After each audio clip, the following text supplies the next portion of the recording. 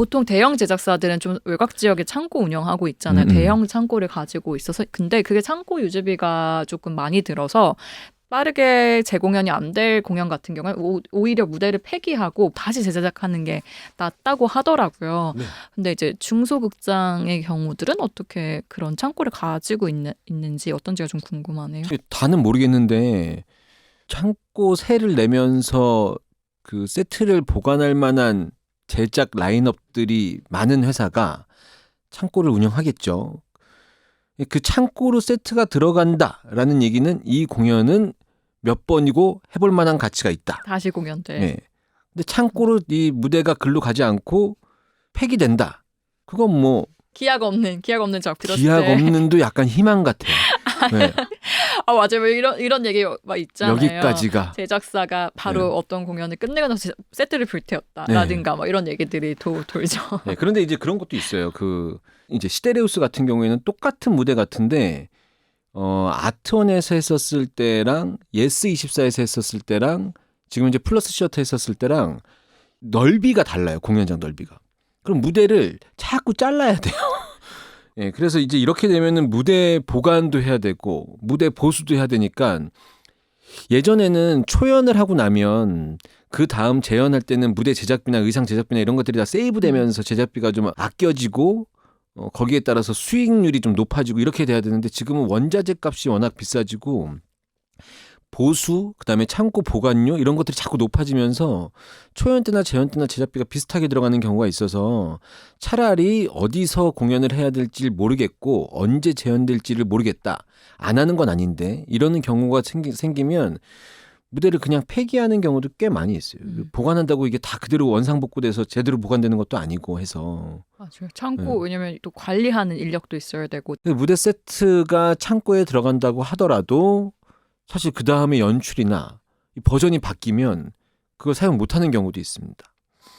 그리고 의상도 소품도 사실 창고에 다 들어가거든요. 근데 사실 의상은 배우가 달라지기 네. 때문에 수선을 해서 입는 데는 좀 한계가 있잖아요. 그렇죠. 그러니까 의상 디자이너들도 비슷한 의상들을 계속 제작해야 되는 경우도 있고 근데 의상 수선하는 비용이 또 제작하는 비용에 만만치 않게 또 들어서 여러 가지 고충이 있고 소품들은 잘 보관해서 그거 뭐 뽁뽁 있잖아요. 그거 싸갖고 하나하나 보관해갖고 파란색 이삿짐센터 그거 할 때 거기에 박스. 집어넣어서 잘 집어넣거든요. 정말 잘 집어넣는데 다시 공연을 하고 잘 꺼내면 항상 부러진 게 나와요. 파손된 게 항상 나와요. 근데 창고에서 보관하는 경우도 있고 무대 디자이너랑 무대 제작소 이런 데랑 연결이 돼 있어갖고 그런 것들은 거기서 일괄 보관하기도 하고 그래서 이런 경우도 있습니다. 어떤 대극장 공연에서 공연을 봤는데 그리고 한 2, 3개월 뒤에 다른 공연이 올라가요. 그럼 무대를 보고 있는데 언제 비슷해요. 기시감이 이게 뭔가 낯익은 무대 저 배우가 저기까지 올라가는 그 동선이 뭐 어딘가에서 본 것 같은 느낌. 요거 의심해 볼 수 있습니다.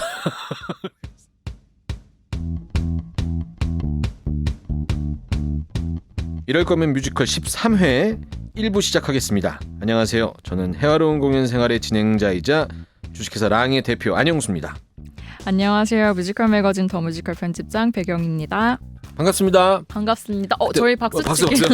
이번에 드디어 처음으로 기억했어요. 그렇죠? 저 항상 기억 못했는데. 기억했다고 하기에는 너무 약간 막아 떴는데. 박수. 네. 자, 오늘 소개할 공연은 정말 훌륭한 창작 뮤지컬입니다. 남다른 작품이네요. 남다르다기보다는 뛰어난 이 정도. 어떤 작품인가요? 네, 시데레우스입니다. 10월 16일까지 플러스 시어터에서 공연이 되고요. 이번 이제 3연이라고 하는데 사실 지난번 공연 때 아톤에서 하고 연장으로 예스에서 잠깐 했었어갖고 3.5연 정도 된다고 해야 되나? 네. 그때는 예정에 없었는데 그 극장을 옮겨서 이어가게 됐던 거죠. 네, 그때 코로나 상황 때문에 예스의 공연장이 펑크가 났고 그 기간에 기가 막힌 타이밍에 싹 들어가서 안착해서 공연을 아주 성황리에. 또 성황리에. 그때 주변에서 그 제작사한테 대학로의 대세 어떤 기운이 너희한테 왔다 이런 얘기를 줄곧 들었는데 이렇게 짧게 끝날 줄은 몰랐어요. 인터미션 없이 한 100분 정도 공연되고 뭐 제작사는 랑이라는 회사입니다. 갈릴레오의 책 그 시데레우스 눈치우스라는 책이 있는데 그 책 제목에서 모티브를 얻은 극기라고 하고요. 2년 정도 개발 과정을 거쳐서 탄생했었던 창작 뮤지컬입니다. 그리고 지난 6월에는 일본 자유국장에서 라이선스 공연이 시작됐고 이번 달에는 중국 상해문화광장 극장에서 레플리카 버전으로 공연이 됩니다. 일본하고 중국까지 진출하게 됐는데 이거 공연은 어떻게 성사됐나요? 그 제작사의 프로듀서라고 되어 있는 그 신동은 프로듀서가 있어요. 랑의 예. 프로듀서. 랑이라는 회사의 구조가 조금 묘한데 랑의 대표가 있고요. 프로듀서가 있습니다. 대표의 근데 역할은 랑 대표는 잘 몰라요. 공연 잘 모르고. 돈에 눈이 멀어. 표를 팔고자 하는 욕심. 그리고 지나친 자기 관종기가 있어요. 그래서 자기 활동을 주로 하고 있고 회사를 매겨 살리고 있고 회사의 작품을 관리하고 하는 것은 그 프로듀서 그분이 하고 계십니다. 그래서 그 제작팀이랑 이야기해서 그 해외 라이선스나 계약 같은 것들을 좀 진행을 차곡차곡 하면서 그러니까 그 랑이라는 회사가 그 창작 작품을 제작하게 된 게 얼마 되지 않았어요. 회사는 꽤 오래 전부터 있었는데 그래서 이제 방방곡곡 사업이나 지방 공연 가는 것도 사실 랑은 그렇게 활발하게 움직이지 않고 있었는데 이 시데레우스랑 크로이저 테켄노가 살고 있을까 이 작품 하면서 이제 지방 공연도 좀 하게 되고 그렇게 좀 본격적으로 좀 알아보고 있는 것 같아요. 그리고 해외 시장에서 우리나라 창작 뮤지컬을 좀 관심을 가진 적이 꽤 됐는데 랑에 있는 이 시데레우스도 아마 그 일본이나 중국에서 공연하기에 뭐 역사적인 주요한 내용을 담고 있으니까 진행이 좀 된 것 같아요. 근데 좋은 금액으로 계약을 했는지는 모르겠습니다. 아 모르세요? 진짜로 모릅니다. 대표님인데 왜 모르세요? 동업 관계를 유지하는 가장 큰 어떤 여태까지 유지할 수 있었던 이유. 서로의 분야에 대해서 터치하지 않는다. 일본에서 공연한 거는 라이선스 공연이라고 하니까 어떻게 공연했을지 좀 궁금하네요. 어떤 부분들을 바꿨을지, 이를테면 뭐 무대는 좀 다르게 했을지 이런 게 궁금한데 또 잘 모르신다는 눈빛을 지금. 네, 일본 공연은 저희 그 프로듀서랑 그 작가 작곡가가 직접 공연하는 첫날 가서 관람을 했다고 했고요. 그 최대한 저희가 작업해 놨었던 그것대로 공연을 크게 벗어나지 않는 선에서 창작 뮤지컬, 라이선스 뮤지컬, 레플리카 프로덕션 공연 많이 보신 분들한테는 너무 익숙한 단어일 텐데 네. 뮤지컬 이제 막 보기 시작한 분들한테는 조금 생소할 수도 있을 것 같아서 설명 잠깐 드리자면 네. 창작 뮤지컬은 한국에서 만들어진 작품이잖아요. 네, 그래서 이것도 창작도 되게 좀 용어가 예. 모호하죠. 예. 그래서 그러니까 쉽게 영화로 치자면 그냥 한국 영화가 창작 뮤지컬인 거예요. 근데 이제 공연계 내부에서는 막 그런 얘기도 한때 있었죠. 그럼 창작이 아닌 작품이 어딨냐라고 해서 용어가 좀 이상한 것 같다라고 하는데 또 이게 너무 오랜 시간 동안 창작 뮤지컬로 불려왔다 보니까 이걸 이제 와서 바꾸기도 좀 뭐하고 대체할 단어가 좀 딱 마땅하지도 않은 것 같고 그래서 계속 그냥 어쨌든 창작 뮤지컬이라고 불리고 있고 좀 규정하기가 애매하지만 저작권자 그 창작자들이 한국인이다. 그리고 프로덕션이 한국이다. 그리고 프로듀서가 한국인이다. 이러면은 창작 뮤지컬. 네, 그렇죠. 라이선스 공연하고 레플리카 프로덕션은 외국 작품인데 네. 라이선스 뮤지컬은 이를테면 대본하고 음악을 사와서 한국에서 재창작한 작품이라고 생각하시면 돼요. 뭐 무대 세트라든가 소품이라든가 의상이라든가 이런 거를 한국에서 만드는 거고 레플리카 프로덕션은 레플리카라는 단어가 복제품이거든요. 네. 그래서 외국에서 공연한 걸 그대로 한국에서 공연하는 건데 한국 배우들이 한국어로 공연한다는 차이점만 있을 뿐 외국 공연을 그대로 보는 거라고 생각하시면 됩니다. 그렇죠. 그래서 딱 대표적인 예로 세계 4대 뮤지컬이라고 불리는 캐치, 오페라 유령, 레미제라블, 미스 사이공은 외국에서 공연됐던 걸 그대로 조금 더 변화 주지 않고 공연하고 네. 있죠. 최근에 디즈니 공연 이런 것들이 이제 그 레플리카 버전으로 공연이 되면 관리가 굉장히 엄격하게 관리하잖아요. 네. 막 그 스태프들도 다 외국 현지 스태프들이 와서 관리해야 되고 네. 그 처음에 만들었던 디자인과 그거를 다 고수하고 이런다고 하더라고요. 네. 그러니까 특히 되게 세계적으로 성공한 작품일 경우에 엄격하게 그걸 관리하는 것 같아요. 그래요? 네, 왜냐하면 카메라 성공 안 하면은 그러면 알아서 좀 열어두고 아이 참나. 맥킨토시 카메론 맥킨토시 네. 작품들이 그렇고 앤드류 로이드 웨버 작품들이 또 그렇죠. 네. 그래서 막 우리 관객분들이 영상 좀 풀어주세요. 막 이런 얘기들 많이 있는데 이 영상도 무슨 예를 들어 킹키부츠에 어떤 영상이 오픈이 된다. 근데 오픈이 될 때 공연 찍을 때 다 찍잖아요. 사실 그 이제 지뮤직 같은 거 들어가서 막 멋있게 찍는데 이것도 한 노래가 1분을 초과하면 안 되고 뭐 이렇게 되게 세분화돼서 돼 있고 MD도 맞아요. 공연 MD 도. 기간에 해당 공연장에서만 판매해야 되고 이 공연이 끝나면 종료되면은 다른 곳에서 판매할 수 없고 막 이런 계약들도 있더라고요. 그리고 디자인 자체도 네. 해가지고 확인 받아야 되거든요. 네, 아주 오리지널 그냥, 원제 작사한테. 그러니까 사실 내가 보는 거랑 우리가 보는 거랑 색깔이 틀리기를 해 뭐래. 그다음 가이드도 있고 이를테면 로고가 어디에 위치해야 있어야 된다. 로고 막 이런 사이즈도 것들이. 그죠?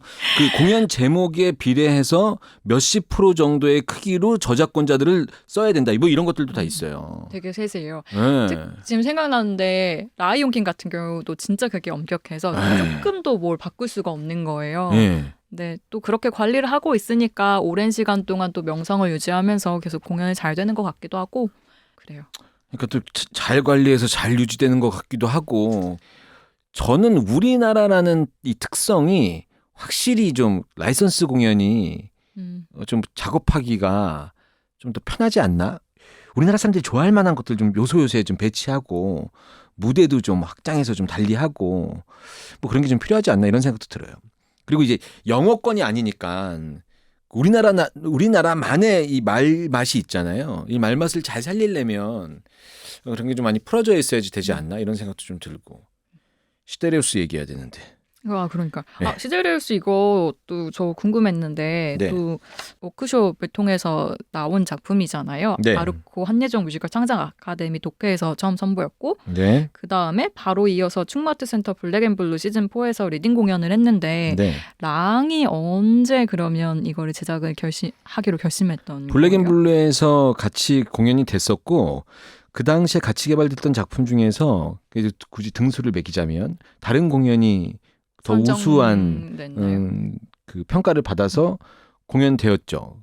근데 그때 그 공연을 했었던 연출가 김동현 연출이 저희 회사에 툭 하고 던집니다. 뮤지컬 시데레우스라고 있는데 이거 해보니까 나쁘지 않은 것 같다. 한번 생각이 있느냐라고 해서 저희 프로듀서 동업자가 저한테 대본을 던져줍니다. 술술 읽히길래 그리고 그 당시에 저희가 이제 난쟁이들이나 이런 공연을 하고 있어서 소극장의 공연에 등장인물이 너무 많이 나온다. 우리도 2명, 3명 나오는 공연 없을까? 이런 생각을 사실 좀 하고 있었던 터라 시데레우스 3명? 이 3인극 괜찮을까? 한번 해보자 라고 해서 그걸 이제 소개받아서 저희가 만들게 됐는데 제 개인적인 평가로는 약간 밋밋하지 않나? 이런 생각이 좀 있었어요. 왜냐면 그 당시에 이 갈릴레오 이야기로 최우준술이라는 작품이 있는데 그거는 막 상상해서 막 여러 가지 상상도 못한 인물들이 정말 성격이 정반대죠. 네, 갈릴레오랑 분위기도. 세익스피어가 왜 만납니까? 그런데 이제 만나갖고 이희준 작가의 그 상상력으로 막 만들어진 공연이라 우리 너무 밋밋한 거 아닌가? 너무 역사적 사실 이게 무슨 뭐 과학고등학교 무슨 고등학교 무슨 뭐 필수 공연도 아니고 이런 생각을 했었는데 충무 블랙에서 공연을 하고 있던 어느 날 공연을 보러 갔는데 중반 이후에 짜임새가 꽤 괜찮다고 느껴지고 그 당시에 박민성 배우인가요? 맨 마지막에 끝에 시작 넘버를 부르는데 이 메시지가 뭔지 알겠는 거예요. 그제서야. 그러니까 저는 프로듀서가 아닌 거죠. 약간 왜 그 성시경 씨 이렇게 그 누가 버려진 노래였는데 그걸 주워서 뭐 이거 나 줘 이렇게 해서 했다는 것처럼 시데레우스도 그렇게 바로 선택되지 못했던 작품인데 저희한테 김동현 연출이 제안을 해서 하게 된 김동현 연출은 정말 훌륭한 연출입니다. 그 생각났는데 제가 그 신동원 프로듀서를 네.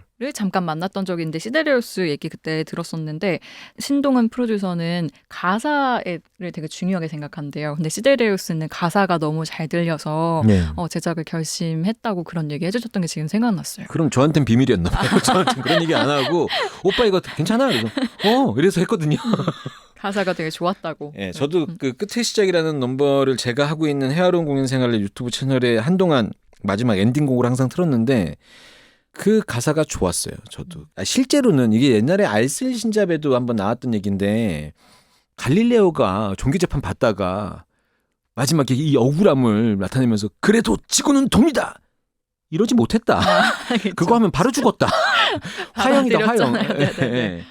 근데 이제 그 내용이 그대로 고스란히 묻어 있죠. 그 끝의 시작이라는 넘버가 그렇게 그 자리에서 당신들이 주신 기회를 받아서 자기는 이제 다시는 신을 부정하지 않겠다고 얘기해 놓고 이제 그 귀향살이라고 해야 됩니까? 그렇게 가서 거기서 부르는 이 넘버가 그냥 공연계에서 늘 야 그게 되겠어? 막 이런 얘기 하는데 계속 붙잡고 이 공연이 될 거야라고 생각하는 우리들 같아서 그 노래가 확 오더라고요. 어느 날.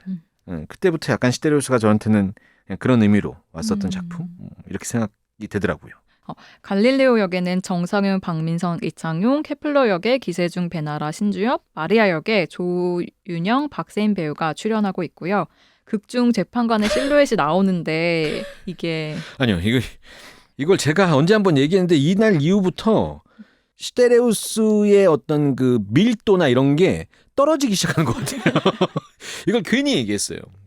출연하게 된 이유는 아니 이게 그 뒤에 그 재판관 실루엣이 나오는데 저한테 처음에 이거 할래요? 그래서 내가 좋아요. 그래서 했죠. 근데 했는데 제가 하면서도 제가 신체 구조상 제가 알아요. 제 실루엣을. 저는 실루엣이 좋은 사람이 아니에요.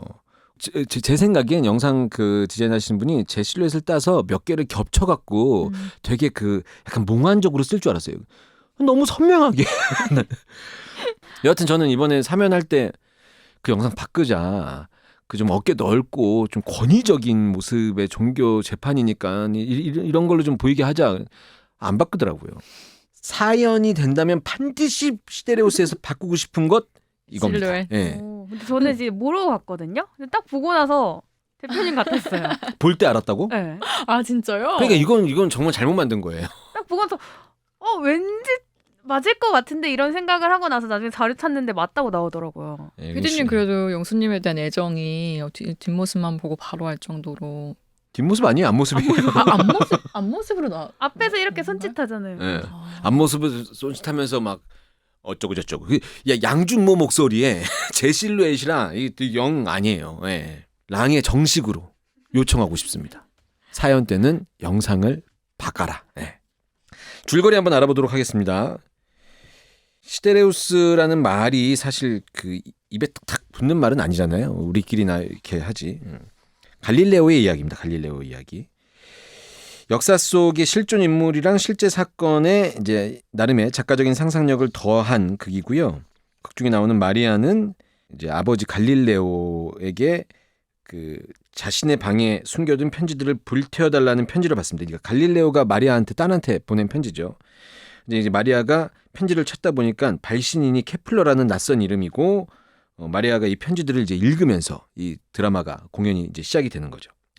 1598년 수학자이자 이탈리아의 대학 교수인 갈릴레오가 독일의 수학자 케플러, 우리 설정입니다. 케플러한테 우주의 신비라는 책이랑 함께 우주에 대한 연구를 제안하는 편지를 받습니다.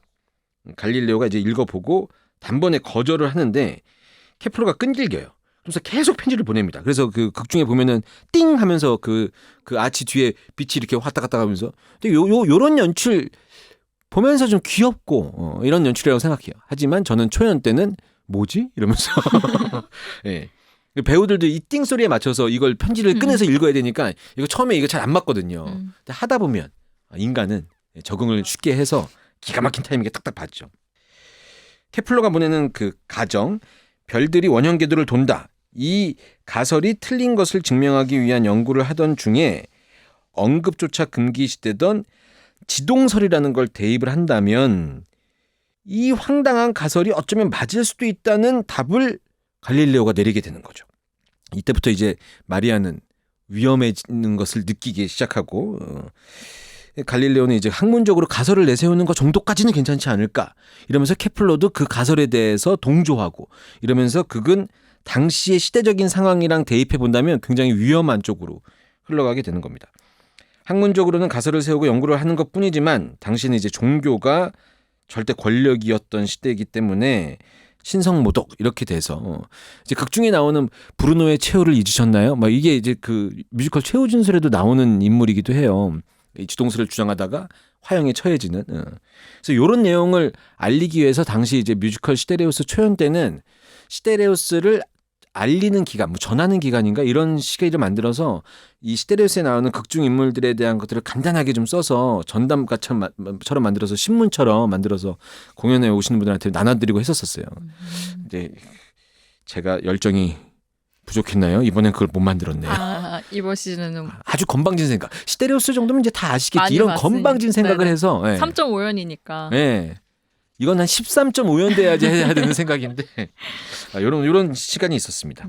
여하튼 이제 성경에는 이제 나와 있기로는 지구는 그대로 있고 태양과 달, 별이 그 주위를 돈다는 식으로 기록되어 있는 구절이 있거든요. 거기 이제 공연 중에 마리아가 계속 읊는 씬이 있는데 갈릴레오랑 케플러의 연구에 따르면 태양은 우주의 중심으로 가만히 있고 이제 지동설이죠. 결국 지구가 그 주변을 돈다 이런 내용인 겁니다. 그래서 이게 만약에 사실이면 성경이 틀렸다고 주장을 해야 되는 건데 이게 신성모독이 되는 거. 예, 갈릴레오랑 케플러가 두렵지만 봤는데 연구를 멈출 수가 없으니까 이때부터는 이제 그 학자라고 해야 되나요? 그들의 어떤 그 신념 이런 게 당시의 시대랑 부닥치게 되는 거죠. 그리고 아이들의 장난감이라고 했었던 망원경의 원리를 이용해서 천체 망원경을 만들고 지동설이 맞다는 걸 두 눈으로 이제 확인을 하죠. 이 신이 시데레우스 눈치우스 이 장면인데 이때부터 약간 극을 보시는 분들이 같이 이제 신나하면서 공연을 보시는 것 같아요.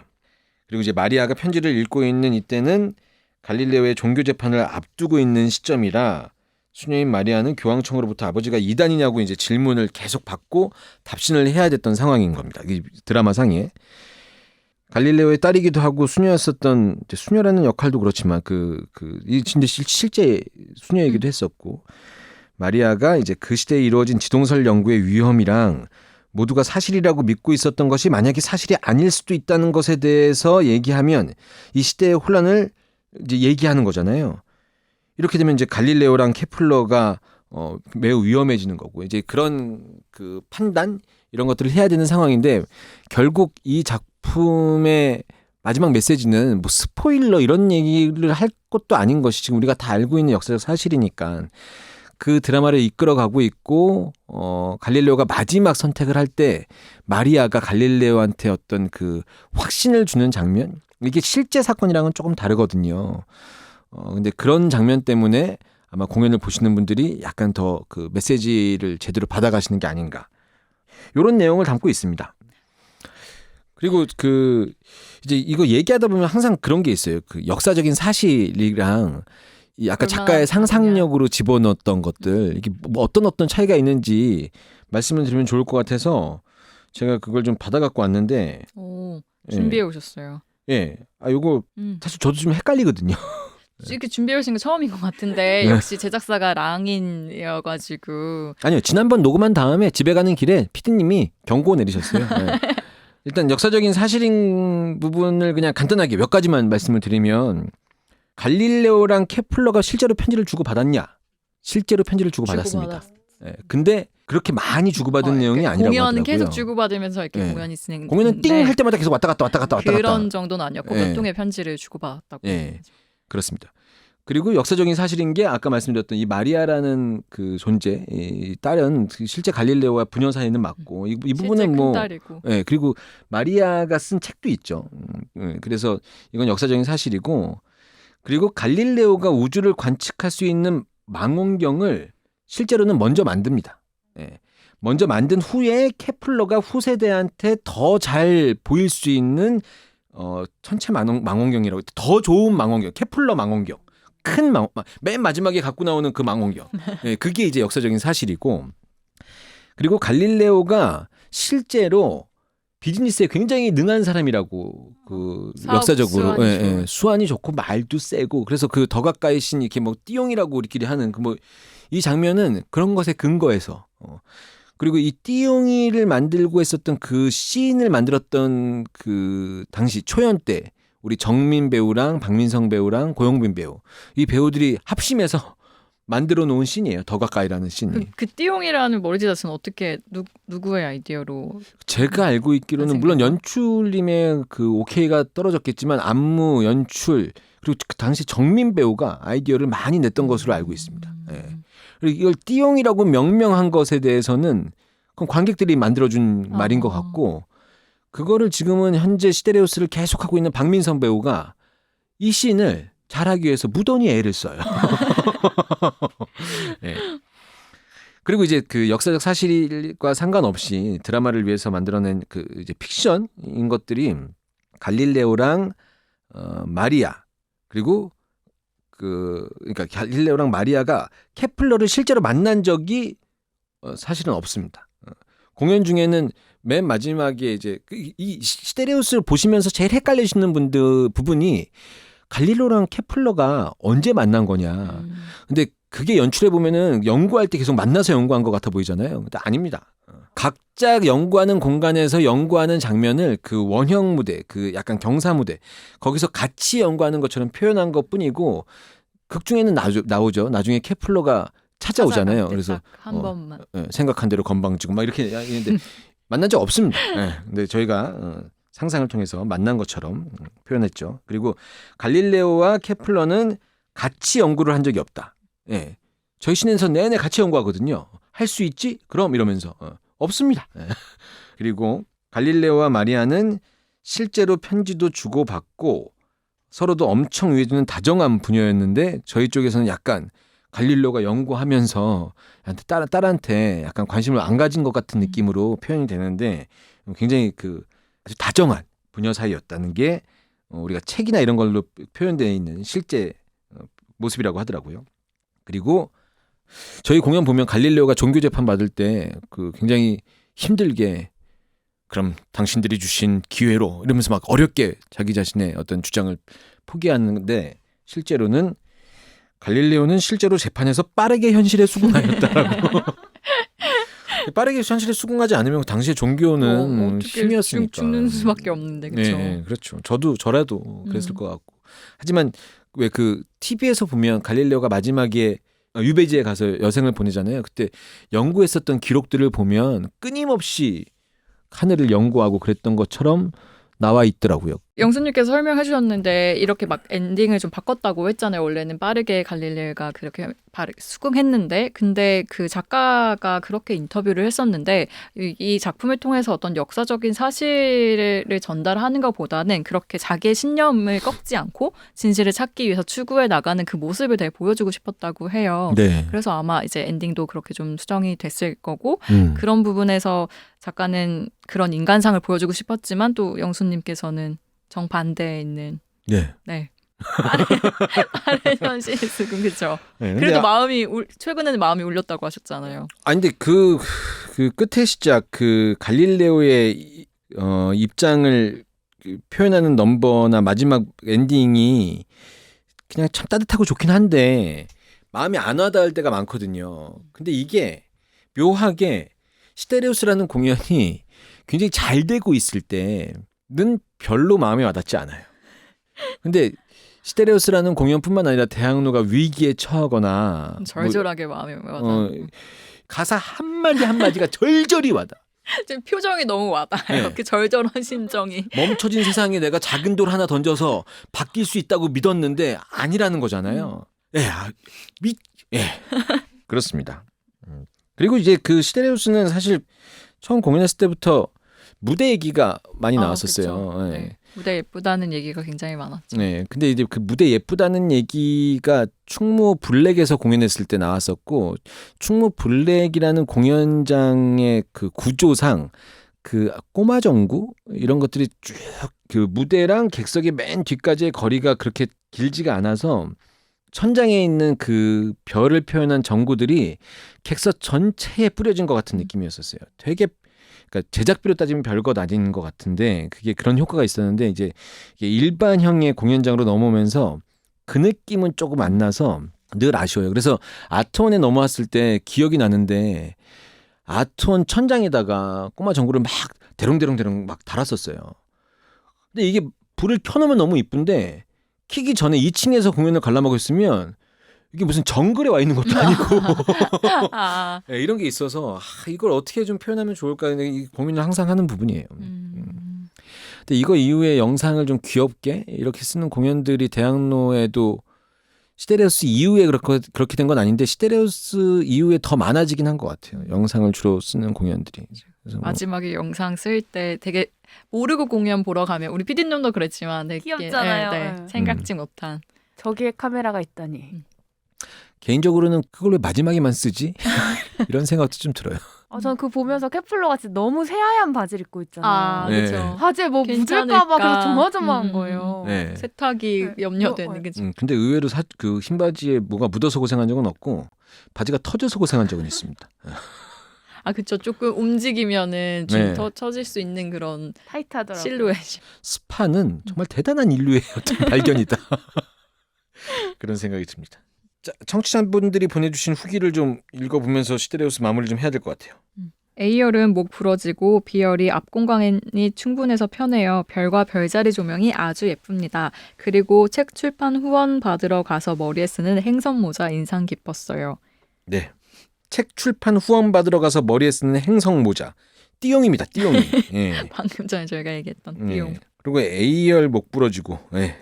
A열은 정말 장단점이 있죠. 네. 네. 근데 그게 그 플러스 시어터 공연장에서 한동안 계속 김종욱 찾기를 공연했었거든요. 그리고 그 객석을 한번 싹 다 바꾼 거예요.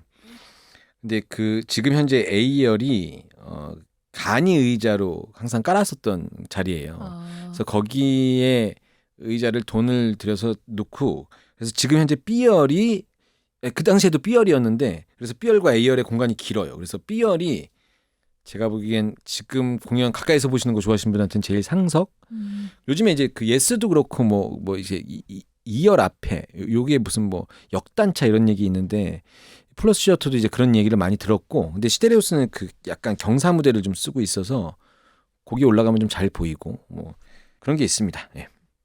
FL 7번에 앉았는데 풀씨는 작아서 중불이면 어디든 앵간치 이거 어떤 앵간치 시야가 좋습니다.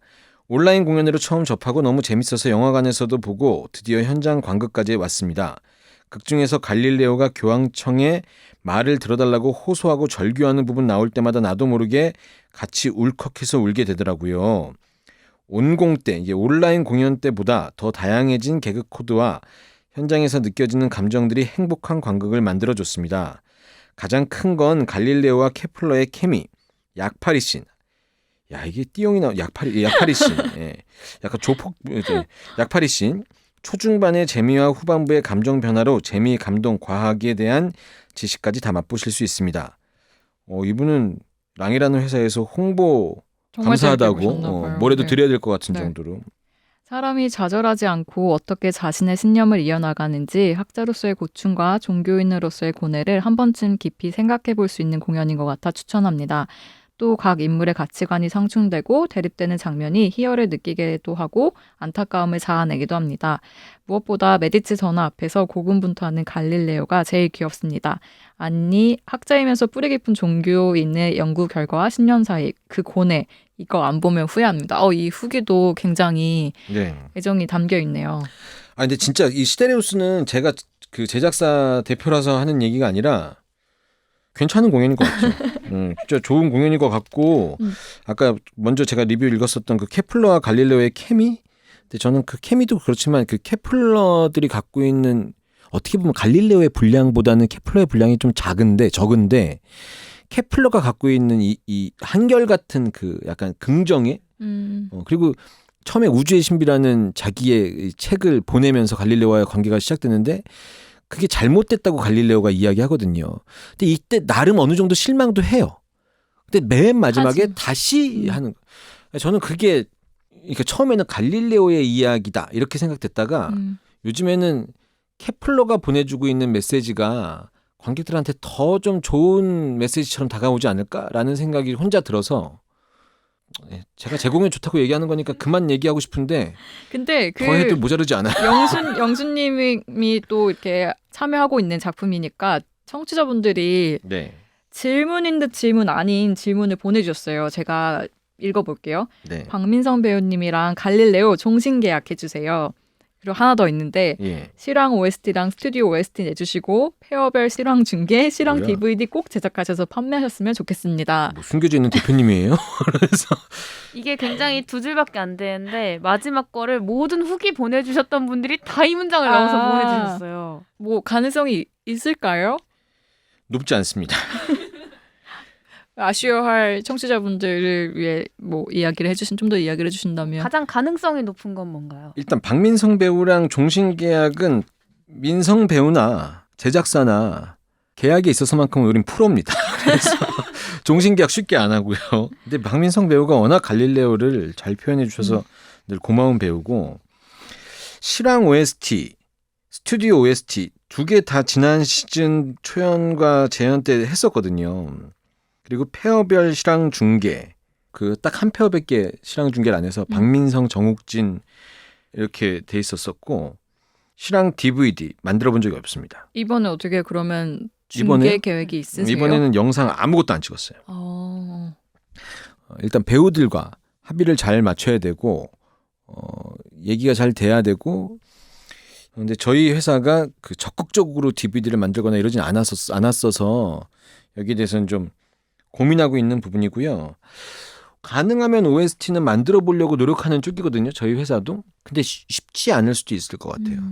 그리고 전체적으로 공연 시장의 OST가 판매량이 조금 떨어졌어요.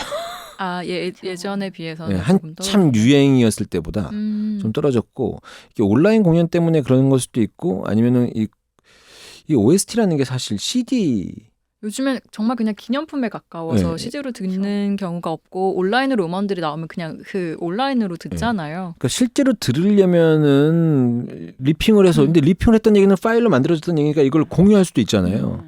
그렇습니다. 네. 네, 그래도 꼭 뭔가 하나는 나오길 기대해 보겠습니다. 네. 마지막으로 시데레에서 추천해주고 싶은 사람 생각해 보셨어요, 영수님? 저는 저희 지금 더 뮤지컬 9월호 한참 마검 작업 진행하고 있는데 네. 이번 호에 그 천문학 덕후로 불리는 지웅배 작가가 에세이를 써주실 거예요. 아직 원고가 도착이 안 해서 글은 못 봤는데 그 시데레오스를 좀 새로운 관점에서 이런 작가들의 의견을 담고 싶어서 에세이를 청탁을 요청했는데 이미 자기 봤다고 해가지고 네. 어떤 지금 에세이가 올지 되게 궁금하고 그렇게 흔쾌히 수락한 거 보면 그래도 재밌게 봤으니까 쓰신다고 하신 걸 거잖아요. 네.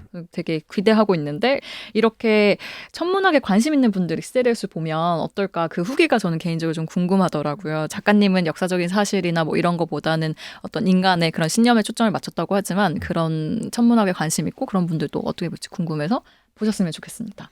네, 제가 추천해드리고 싶은 거라기보다는 지금 경희님이 말씀해 주셨으니까 학교 선생님 분들 중에 단체 관람 이런 것 때문에 이제 만나는 선생님들이 계셔요. 근데 그분들이 이제 그런 얘기해요. 학교 학생들한테 그 공연을 보러 가자고 이야기할 때 금액적인 것도 좀 한계가 있으니까 대학로에서는 오픈런 위주의 공연들을 보통 보러 가요. 예를 들어 사회 참여를 보러 가긴 그렇잖아요. 그 고등학생들 데리고 중학생 고등학생 데리고 사회 참여 보긴 좀 그러니까. 딱 선생님들이 느끼기에 좋은 네, 공연. 학생들이랑 선생님들 보시기에 보여준 선생님 입장에서도 뿌듯하고 보는 학생들 입장에서도 볼만하고 무대에 대한 궁금증이 있으신 분들도 그냥 대학로 소극장에 무대 소품이나 의상들도 나름 쓰고 영상도 살짝 쓰고 하니까 이게 괜찮지 않을까? 그런 분들한테 추천해주고 싶습니다. 학교 선생님들이 많이 문의하는 걸로 랑에게 네, 할인 문의. 네 단체 관람. 단체는 몇 명 이상이냐고 물어보시면은 네, 20명이. 2명 이상이면 단체. 아니 그냥 학생 요즘에 한 학급이 한 20 몇 명 이렇게 되는 것 같더라고요. 맞아요. 네. 인원 자체가 많이 줄어가지고. 네. 근데 학생 뭐 연극반 학생들 뭐 10명 이상 이런 것도 충분히 단체라고 할 수 있으니까. 네. 그리고 대학생들 중에서 연극영화과가 아니라 연극 동아리 이런 것들도 그리고 왜 사내동호회 뭐 이런 것도 있잖아요. 대학 그 소극장 공연인데 소규모 단체도 단체라고 할 수 있으니까 저는 이제 이런 분들이 오셔서 보셨으면 좋겠다는 생각이 들어요. 네. 감사합니다. 제가 감사한 거 아니에요? 왜 글쎄요. 제작사인 줄 알았어요. 방금. 그러니까요. 저희 회사에서 제가 뭐 더 뮤지컬 뭐 잘 나가게 하려고. 9월호 꼭 영수님 구매하시는 걸로. 네. 여하튼 네, 알겠습니다. 자, 목요일 이뮤스 픽 시간에는 또 시데레우스 뮤지컬 시데레우스에 대해서 더 자세히 알아보는 시간을 가져볼까 합니다. 정상훈 기세중 배우와 함께하니까요. 놓치지 마시고 이번에도 유튜브 영상으로 보실 수 있다고 합니다.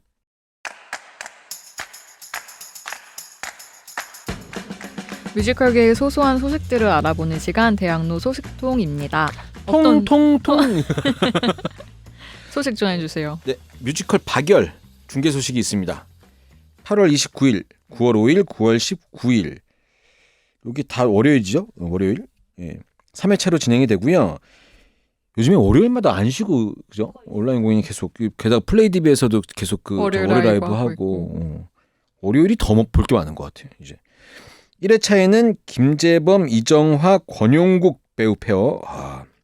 2회차에는 김순택, 최지혜, 정지우 배우 페어.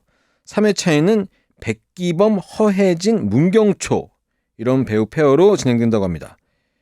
회차별로 오후 8시에 스테이지 X에서 보실 수 있고요. 가격은 22,000원. 그리고 9월 6일, 7일에 이틀간 고훈정, 김찬호 두 배우가 출연하는 뮤지컬 콘서트가 열립니다. 공연명은 Always Summer이고요. 장소는 노들섬 라이브 하우스입니다. 5인조 라이브 밴드로 2시간 동안 다양한 뮤지컬 넘버를 들려준다고 하네요. 티켓은 예스24 노들섬 라이브 하우스 홈페이지에서 예매하실 수 있고 가격은 88,000원입니다. 한 가지 더 소식을 말씀드리자면 공연명과 같은 제목으로 두 배우의 화보집이 출간됐으니까 관심 있는 분들은 구매 정보를 확인하세요. 이게 저번에 조한지 배우가 콘서트 했을 때도 그 저희 사무실에 화보집 냈었죠. 화보집이 있거든요. 네, 포토북. 그런 거겠죠? 네. 이거 되게 재밌게 고은정 배우, 김찬호 배우가 하는 이 콘서트 두 배우가 정말 직접 컨셉. 기획하고 준비하는 거래요. 어떤 제작사나 소속사의 도움 없이. 그래서 저 지난달에 김찬호 배우한테 연락 받았거든요. 소개해달라고. 직접 연락을 했더라고요. 어디서? 더뮤지컬, 더뮤지컬에서? 더뮤지컬 소개해달라서 네. 이거를 왜 뭐 안 통하고 직접 연락하셨어요 했더니 그냥 두 분이 어떻게 이야기를 잘 해가지고 이런 거 한번 우리 해보자, 손수해보자 해가지고 고생하고 있다고 하더라고요. 소속사 R&D 네. 연락 아니고? 네, 본인이 직접 연락했어요. 그래서 이 화보집도 구글 링크로 지금 선 주문 받고 있는 것 같더라고요. 근데 김찬호 배우, 고은정 배우 대단한 용기를 내셨고 재미있게 잘 하셨으면 좋겠습니다. Always Summer라는 의미가 뭔지 모르겠네요. 언제나 여름 같다는 그런 아니면 항상 여름처럼 상큼? 그래서 화보 사진도 굉장히 뭔가 영하고 청춘 느낌 물씬 나게 찍었어요. 아니 저희 그 니진스키 관련된 방송을 제가 하는 유튜브 채널에 이제 나와서 했는데 그날도 야외에서 태우다가 왔나 뭐 그래갖고 민소매 입고 왔는데 까맣게 타 있더라고요. 여름을 좋아하나? 김찬호 배우가. 네. 여튼 멋집니다. 배우분들끼리 이렇게 뭔가 해보신다는 게 그냥 괜히 부럽네요. 자, 제가 이제 읽을 내용은 제작사 쇼노트가 웨스트사이드 스토리 티켓을 오픈하려고 하는데 VIP 좌석이 16만 원으로 책정이 됐습니다. SNS에서는 1차 티켓팅 불매 운동이 벌어지고 있어요. VIP석 가격이 15만 원으로 인상한 지 얼마 되지 않았고 뮤지컬이라는 이 장르가 코로나 이전 대비해서 2배 이상의 티켓 판매액을 기록하면서 최대 호황기를 맞았다고 하는데 이런 상황에서 10,000원을 인상한 건 너무한다는 게 관객분들의 이제 입장이라고 이제 그런 얘기들이 많이 있죠. 티켓값은 재빠르게 올리면서 할인 혜택은 거의 없다시피 하다. 뭐 이런 이야기들이 꽤 많습니다. 쇼노트가 티켓값을 올리면 다른 공연사들도 결국은 이제 대극장 공연들이 줄줄이 가격을 인상할 것이라고 예상이 되는데 이게 어떻게 이 파장이 어떻게 이어지게 될지가 좀 주목해 봐야 될 게 아닌가 싶다는 이야기입니다. 네. 저는 이거 뭐 다양한 의견이 있을 수 있는데 최대 호황기를 맞았다는 거는 조금 안 맞는 이야기인 것 같아요. 그러니까 지금 뮤지컬계가 회복을 하고 있는 그런 상황이지. 그 경희님 잠깐 그 외국에 출장 가셨을 때 오셨던 박병성님께서 나오셨을 때 말씀하셨는데 2배 이상이 아니라 코로나 이전에 최고의 호황기가 2019년이 아니라 18년이라고 말씀하셨고 그 이제 매출로 찍혔던 게 그때보다 더 나은 올랐다. 그 매출을 그러니까 올해가 뮤지컬 산업을 매출액으로 기록했었던 그 어떤 해 중에서도 가장 높은 매출을 찍고 있는 건 맞는데 코로나 이전에 비해서 2배 이건 말도 안 되고요. 이건 진짜 그거보다 살짝 조금 더 올랐다는 얘기고 이게 아마 공연 그 올해 상반기에 데스노트 뭐 저기 드라큘라 인기 작품들이 있었고 또 이제 공연을 못 봤던 관객들이 많이 공연을 또 보러 가면서 그렇죠. 그런 것도 있었죠. 하지만 전반적인 공연 시장을 다 살펴보면 몇 개의 작품들이 진짜 소위 매출은 멱살 잡고 끌고 가고 있는 거라고 표현하는 건 아닌 것 같아요. 그들의 어떤 독점, 거의 독과점처럼 매출이 쫙 올라가 있고 대학로의 일반 관객들이 움직이는 공연들은 아직 회복하지 못한 공연들이 굉장히 많고요. 티켓 금액을 올린다는 것 이게 굉장히 그 예민한 부분이긴 한데 어쩌면 이 공연 시장이 몇몇 배우 위주의 관객들이 몰린다. 이걸 부정할 수 없기 때문에 이런 현상이 일어난 건 아닌가 싶고 저는 16만 원으로 올린 것 때문에 대극장들이 일제히 이게 슬슬슬 올라간다. 이 부분은 충분히 관객 입장에서는 걱정하실 만한 것 같아요. 하지만 이제 할인율에 대해서는 늘 똑같은 생각이에요.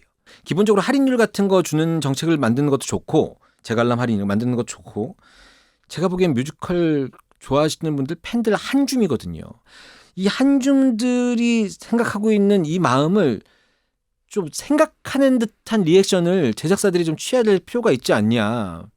우리 뮤지컬 좋아해 주셔서 너무 감사합니다라는 표현을 하면서 그런데 저희 제작 환경도 이렇게 되니까 티켓 금액도 좀 이렇게 올리겠습니다.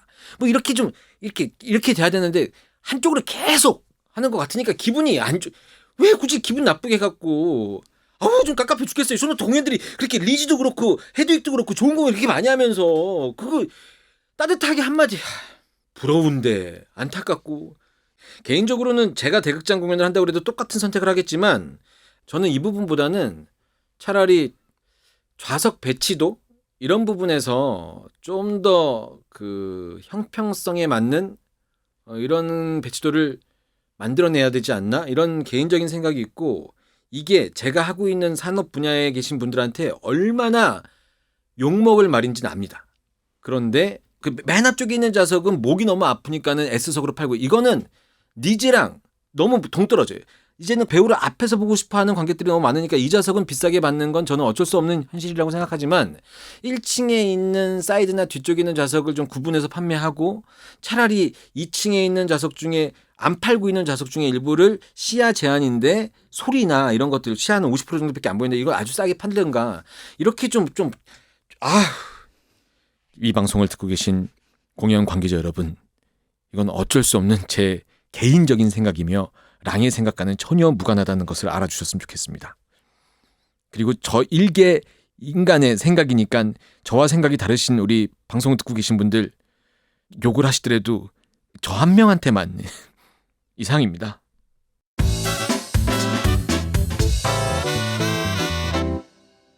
자, 저희는 저는 무사하다면 목요일 2부로 돌아오겠습니다. 공연 후기 나누시고 싶은 분들 이메일 뮤지컬 _돌아돌아 네이버.com이나 이뮤 공식 트위터 계정 뮤지컬 도라도라로 후기 보내주시면 되고요. 이럴 거면 뮤지컬은 SBS 팟캐스트 유튜브 계정 스파트, SBS 라디오 앱 고릴라, 네이버 오디오 클립, 애플 팟캐스트, 팟빵에서 들으실 수 있습니다. 구독, 좋아요, 다운로드하는 것도 잊지 마세요. 제가 아무리 이상한 소리를 하더라도 이럴 거면 뮤지컬. 안녕하세요. 뮤지컬 시데레우스에서 갈릴레오 역할을 맡은 배우 정상윤입니다. 안녕하세요. 시데레우스에서 케플러 역할 맡은 기세중입니다.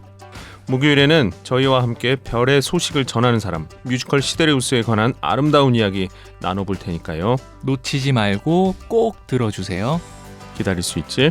그럼 팟캐스트 이럴 거면 뮤지컬도 많은 사랑 부탁드립니다.